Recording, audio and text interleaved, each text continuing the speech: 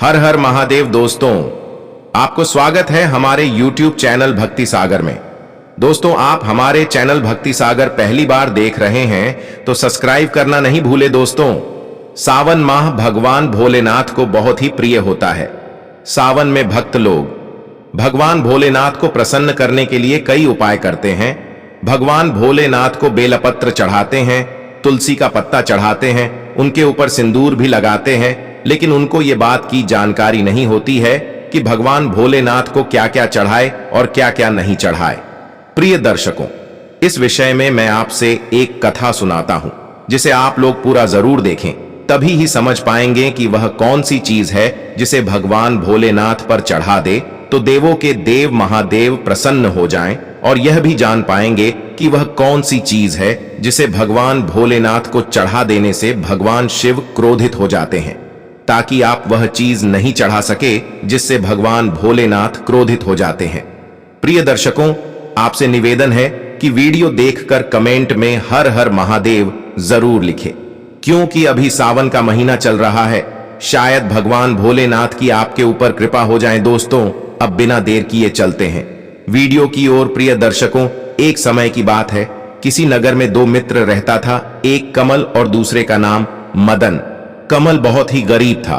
कमल के पिताजी दूसरे के खेतों में काम करके अपना जीवन यापन करता था और मदन के पिताजी बहुत ही धनवान था। कमल और मदन भगवान भोलेनाथ का भक्त था। कमल की परिवार गरीब होते हुए भी बहुत खुश था और मदन की परिवार अमीर होते हुए भी दुखी रहता था। कमल और मदन कोई भी काम साथ में ही करता था। धीरे धीरे समय गुजरता गया। सावन का महीना आ गया। अब दोनों सावन में प्रतिदिन भगवान भोलेनाथ के मंदिर जाता था। दोनों एक ही साथ बैठकर भगवान भोलेनाथ का खूब भजन गाता था। एक दिन सावन की जब तीसरी सोमवार आया, तब कमल और मदन साथ में मंदिर गया।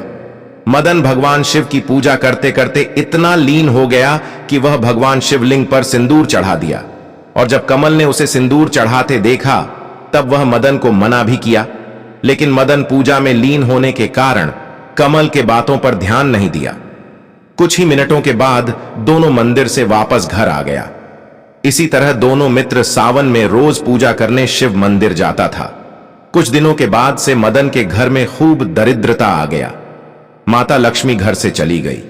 भगवान शिव मदन के ऊपर इतना क्रोधित हो गए कि उसके घर में भोजन करने के लिए अन्न का एक दाना भी नहीं रहा। अब मदन का पिता और मदन घर घर भीख मांगने लगा। मदन जिस घर में भीख मांगने के लिए जाता है, उसे भीख तक भी नहीं मिलती। मदन के घर में रोज लड़ाई झगड़ा होता था। कोई भी खुशहाल नहीं रहता था। परिवार में किसी को न किसी को रोग रहता ही था। इधर कमल सावन में विधिवत पूजन करने के प्रभाव से इतना धनवान हो गया कि उसके घर के दरवाजे पर दो चार नौकर चाकर रहने लगा। धीरे धीरे समय गुजरता गया। जब एक दिन मदन भीख मांगने के लिए किसी गांव में जा रहा था, तब रास्ते में उसका मित्र कमल मिल गया। वह मदन को इस तरह की हालत में मदन को उसका कारण पूछने लगा। मदन अपने मित्र को पहचान नहीं सका और वह आगे भिक्षा मांगने के लिए बढ़ गया। कमल अब सोच में पड़ गया और सोचने लगा, जो हमेशा मेरे ही साथ रहता था, अब मुझे वह पहचान तक नहीं रहा और वह गांव गांव जाकर भिक्षा भी मांगने लगा है। न जाने यह हालत मदन को कैसे हो गया। यह सोचता हुआ कमल अपने घर चला गया और अपने पिताजी से मदन की हालत के बारे में सुनाया, लेकिन कमल के पिताजी कमल के बातों पर ध्यान नहीं दिया और अपने महल के अंदर चला गया। लेकिन कमल अपने मन में वही बात हमेशा सोचता था। एक दिन वह मदन को ढूंढने के लिए मदन के घर गया, लेकिन मदन अपने घरों पर नहीं था। जब कमल वापस आने लगा, तब रास्ते में उसे एक बूढ़ा बाबा मिले और कमल से बोले, बेटा, मैं तेरा परेशानी समझ रहा हूं, तुम इस तरह क्यों भटक रहे हो। प्रिय दर्शकों, आपको बता दूं, यह बूढ़ा बाबा कोई और नहीं, साक्षात भगवान भोलेनाथ थे, जो कमल की भक्ति से प्रसन्न होकर बूढ़े बाबा की भेष बदलकर कमल से मदन के बारे में बताने के लिए आए थे। प्रिय मित्रों, तब वह बूढ़े आदमी ने कमल को उसके परेशानी के बारे में बोला कि अरे पुत्र, तुम अपने प्रिय मित्र मदन के बारे में खूब चिंता करता है, जो व्यर्थ की चिंता है। आज मैं तुम्हारे इस चिंता का कारण और निवारण भी बताऊंगा। आओ, तुम मेरे साथ चलो। तब वह बूढ़ा आदमी ने कमल को एक बरगद के पेड़ के नीचे ले गया और वहां पर बैठकर मदन के बारे में सभी घटना बताते हुए बोले, हे पुत्र, तुम्हारा मित्र और तुम दोनों हमेशा साथ में ही रहते थे। एक दिन सावन की तीसरी सोमवार को तुम अपने मित्र मदन के साथ मंदिर में पूजा करने के लिए गए। मंदिर में तुम दोनों भगवान का स्मरण करके पूजा शुरू कर दिया। पूजा करते करते मदन ने शिवलिंग पर सिंदूर चढ़ा दिया। तुम उसे रोका भी, लेकिन वह पूजा में इतना लीन था कि वह तुम्हारे बातों पर ध्यान नहीं दिया और शिवलिंग पर सिंदूर चढ़ा दिया। कुछ ही दिनों के बाद से उसके घर में दरिद्रता आ गई। वह घर घर भीख मांगने लगा। लोग मदन से घृणा करने लगा। जहां भी भीख मांगने के लिए जाता वहां लोग उसे भीख तक नहीं देता। इस तरह की सभी बातें उस बूढ़े आदमी से सुनकर कमल पूछने लगा, हे विप्र, आप कौन हैं? क्या आप मेरे मित्र मदन को अच्छी तरह जानते हैं? कृपया अपना परिचय दे। यह बात सुनकर वह बूढ़ा आदमी बोला, मैं केवल तुम्हारे मित्र मदन को ही नहीं जानता हूं, मैं इस दुनिया की सभी लोगों को भली भांति जानता हूं। यह सुनकर कमल आश्चर्यचकित हो गया। भला यह बूढ़ा आदमी पूरे दुनिया को कैसे जान सकता है? कहीं यह तो झूठ नहीं बोल रहा है।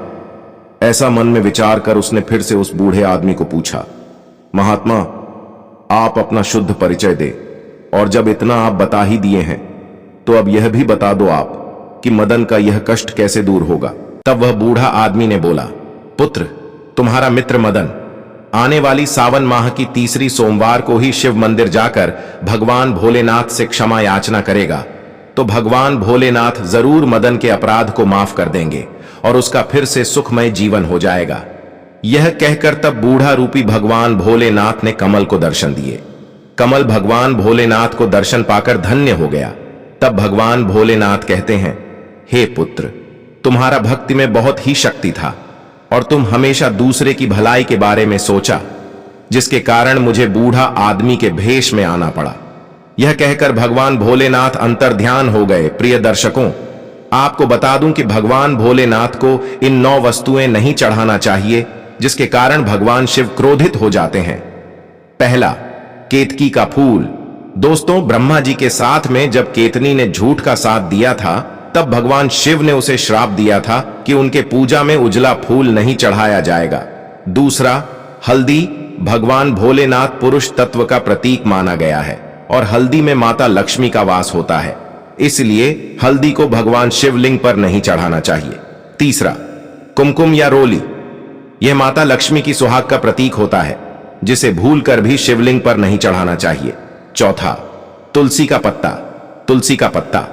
राक्षस जलंधर की पत्नी वृंदा के रूप में थी, लेकिन वह जलंधर से दुखी होकर एक तुलसी का पौधा बन गई, इसलिए तुलसी भी शिवलिंग पर नहीं चढ़ाना चाहिए। पांचवा, तिल। शास्त्रों के अनुसार माना जाता है तिल भगवान विष्णु के मैल से उत्पन्न है, इसे पितरों और शनि देव को ही अर्पित किया जाता है। छठा, चावल। प्रिय दर्शकों, भगवान शिवलिंग पर खंडित अर्थात टूटा हुआ चावल नहीं चढ़ाए। सातवां, नारियल का पानी। प्रिय दर्शकों, नारियल पानी को श्रीफल भी कहा गया है। श्रीफल गंगा जल से भी पवित्र माना गया है। श्रीफल में माता लक्ष्मी का वास होता है। लक्ष्मी के वास होने के कारण ही भगवान शिवलिंग पर नारियल का पानी नहीं चढ़ा सकते हैं। आठवां, शंख से जल। दोस्तों, भगवान भोलेनाथ को भूल से भी शंख से जल नहीं चढ़ाए। शंख से जल केवल भगवान विष्णु को समर्पित करें।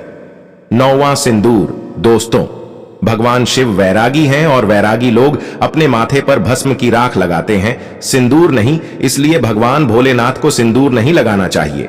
प्रिय दर्शकों, आपको यह जानकारी अच्छी लगी तो हमारे चैनल भक्ति सागर को लाइक, शेयर और सब्सक्राइब जरूर करें, ताकि हमारे चैनल भक्ति सागर के माध्यम से आपको ज्ञानवर्धक जानकारी मिल सके। धन्यवाद।